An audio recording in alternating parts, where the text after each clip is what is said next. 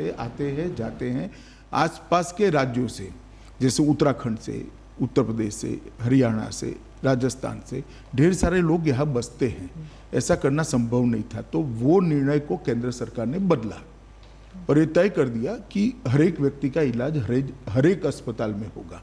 और उसके बाद में मैंने 14 तारीख को एक कोऑर्डिनेशन की मीटिंग बुलाई और जो आप बात कर रहे हैं वो सारे फैसले कोऑर्डिनेशन की मीटिंग में हमने करे। ये कोऑर्डिनेशन की मीटिंग बुलाने की जरूरत इसलिए पड़ी कि दिल्ली का जो एडमिनिस्ट्रेटिव खाका है, इसमें 3, जहाँ तक कोरोना का सवाल है, 3 एडमिनिस्ट्रेटिव रोल 3 संस्थानों का आता है। तो दिल्ली सरकार स्वतः, दूसरा MCD, 3 म्यूनिसिपल कॉरपोरेशंस और तीसरा भारत सरकार। तो ये तीनों के बीच में कोऑर्डिनेशन होना जरूरी था। तो वो मीटिंग का मुख्य उद्देश्य था, देश और दुनिया के कोरोना के खिलाफ की लड़ाई की बहुत सारी इंफॉर्मेशन भारत सरकार के तज्ञों के पास थी।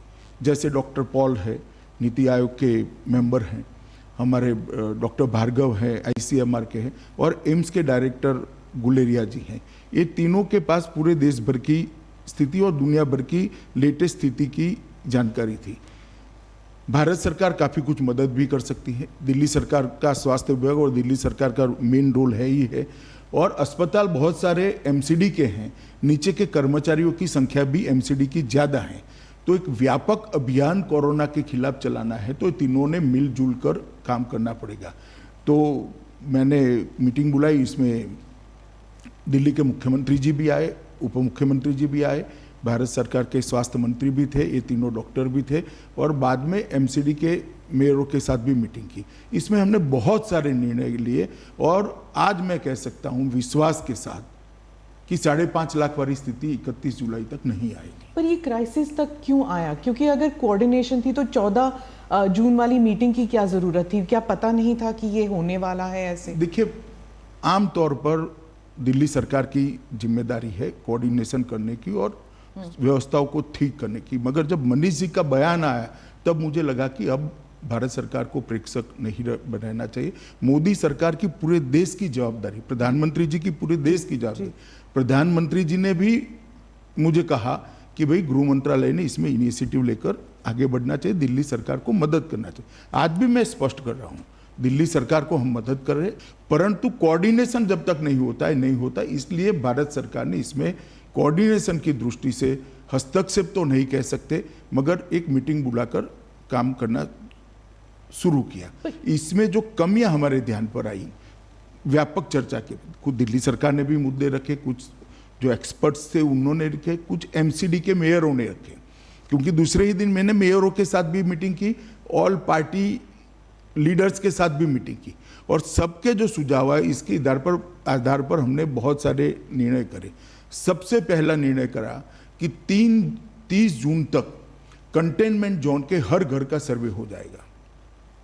इसमें हल्का सा भी लक्षण है, जिसमें कोरोना का खांसी भी है, जुकाम है, बुखार है, कुछ भी है, सर दर्द है, सूंघने की क्षमता चली जाएगी है, टेस्ट चला गया है, ये सारे लोगों की सूची तैयार करी और हमने मास लेवल पर टेस्टिंग बढ़ाया। पहले मैं बाद में टेस्टिंग पर आऊँगा, मगर मास लेवल पर टेस्टिंग बढ़ाया और मुझे भरोसा है कि ये 30 तारीख तक हम पूरा कंटेनमेंट जोन का टेस्टिंग कर देंगे और बाद में 21 जुलाई को तय किया कि पूरे दिल्ली का हाउस टू हाउस सर्वे करेंगे, जिसको थोड़ा सा भी कोरोना का भय हो उसका टेस्टिंग किया जाए और कम से कम उसको आइसोलेशन में डालने से वो फैलाए नहीं। ताज्जुब तो इस बात की हो रही थी कि आप होम मिनिस्टर हैं, गृह मंत्री हैं, तो गृह मंत्री होने के नाते आपको हर स्टेट, हर राज्य को देखना है, गुजरात हो, महाराष्ट्र हो, लेकिन दिल्ली में ऐसी क्या केओस वाली सिचुएशन आ गई। और इंग्लिश में एक कहावत है, too many cooks spoil the broth, कि एक तरफ चीफ मिनिस्टर हैं, एक तरफ लेफ्टिनेंट गवर्नर हैं, उस पर आप भी आ गए हैं, तो इसमें तालमेल अब बढ़ा है? जरा भी कोई खींचातानी नहीं है, बिल्कुल। मैं आपको आंकड़ों के आधार पर बता सकता हूं कि परिस्थिति कंट्रोल में। दिल्ली सरकार ने हमें कहा था कि भाई एम्बुलेंस बढ़ानी है, ऑक्सीजन सिलेंडर बनाने हैं, वेंटिलेटर बनाने हैं।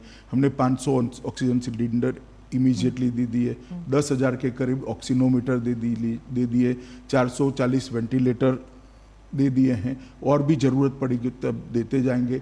और एम्बुलेंस के लिए भी दिल्ली सरकार को अधिकृत किया गया है कि वो ओला, उबर और ऐसी कंपनियों के साथ मिलकर एम्बुलेंस की व्यवस्था करें, और ये अच्छे से चल रहा है। सबसे आपको ताजुब होगा, सबसे बड़ी खराब परिस्थिति डेड बॉडीज की थी। लगभग 400 से ज़्यादा, 350 से ज़्यादा डेड बॉडीज संस्कार बगैर के पड़े रहे थे। हमने तय किया था कि 2 दिन के अंदर सभी डेड बॉडीज का अंतिम संस्कार कर दिया जाएगा अपने अपने धर्म के हिसाब से, और आज एक भी डेड बॉडी पेंडिंग नहीं है। और जिनका दुर्भाग्य से मृत्यु होता है उसका हमने तुरंत ही उसी दिन शाम तक संस्कार हो जाए ऐसी व्यवस्था करी है, और अच्छे से चल रही है। इसमें एमसीडी का बहुत बड़ा रोल है, दिल्ली सरकार का भी रोल है।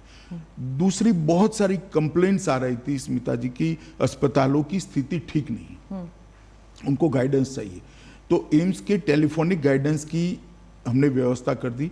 अस्पताल से कोई भी व्यक्ति वो डेडिकेटेड नंबर पर फोन करता है तो एम्स के विशेषज्ञ वहाँ उपस्थित होते हैं। वो पेशेंट की हालत को टेलीफोनिकली जानकर वो डॉक्टर जो दिल्ली सरकार के अस्पताल का है इसको गाइड करते हैं, और तुरंत ही सर्वश्रेष्ठ इलाज की दिशा में उसको हम आगे बढ़ाते हैं। और 3 टीमों का गठन कर दिया, जिसमें दिल्ली सरकार के भी डॉक्टर थे, भारत सरकार के भी एम्स के भी डॉक्टर थे, और आईसीएमआर के भी विशेषज्ञ थे। उन्होंने सभी अस्पतालों का निरीक्षण कर स्थान पर जाकर जो कमियां थी उसको दूर करने के लिए कदम उठा लिए। आप कल्पना कर सकती है, हर वार्ड का सर्वे, हर वार्ड की सिस्टम को हमने ठीक करने का काम किया है, और इसके लिए मानव संसाधन भी बढ़ाए हैं, और कर्मचारियों को वित्तीय प्रोत्साहन देने के लिए भी दिल्ली सरकार ने अच्छा कदम उठाया है।